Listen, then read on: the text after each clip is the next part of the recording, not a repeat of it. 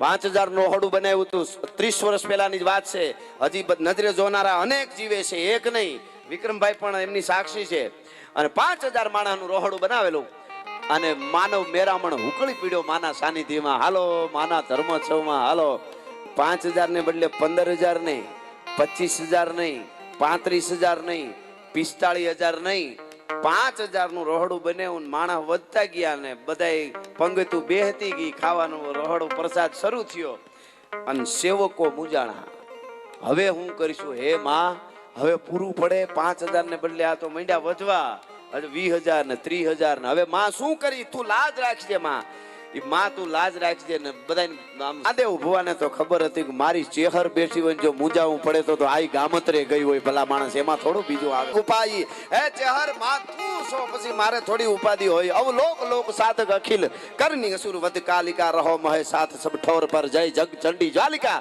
ઈ પોતે જે કાંઈ ચુંદડી માતાજીની હતી, ચુંદડી લઈ ચેહરમાંની અને મોટી મોટી ચોકીઓ, જે 5000 નું રોહડું હતું એની લાડવાઓની ભરી હતી. એના માથે આમ કરીને આમ ચોકી માથે ચુંદડી વટાડી અને કીધું કે માં તું હાંચવી લેજે. 3 દિવસમાં 3 લાખ માણસ જમી ગયું તું તોય લાડવા વધ્યા હતા. 30 વર્ષ પહેલાની બનેલી ઘટના છે. હાવ હકીકતમાં હજી તમને એનો પુરાવો દઉં. 3 દિવસમાં 5000 નું બનાવ્યું હતું અને 3 દિવસમાં 3 લાખ. 3 દિવસમાં 3 લાખ માણસ જમ્યું. અને જમીન હાલતા થતા હતા ને એને મહાદેવ ભુવાએ સેવકોને કહી દીધું કે જે પ્રસાદ લઈને અહીંથી નીકળે ને ઉત્સવમાંથી એને કુટુંબી, દાખલા તરીકે એક જ ઘરના 4 આવ્યા હોય તો એક જ જણાને હાથ લાડવા ભેળા બાંધ્યા હતા. ભલા માણસ માનો પ્રસાદ હાથ લાડવા બાંધ્યા અને લઈ ગયા. અને 3 દિવસમાં 3 લાખ માણસ 5000 નું રોહડું હતું એમાં જમી ગયું હતું.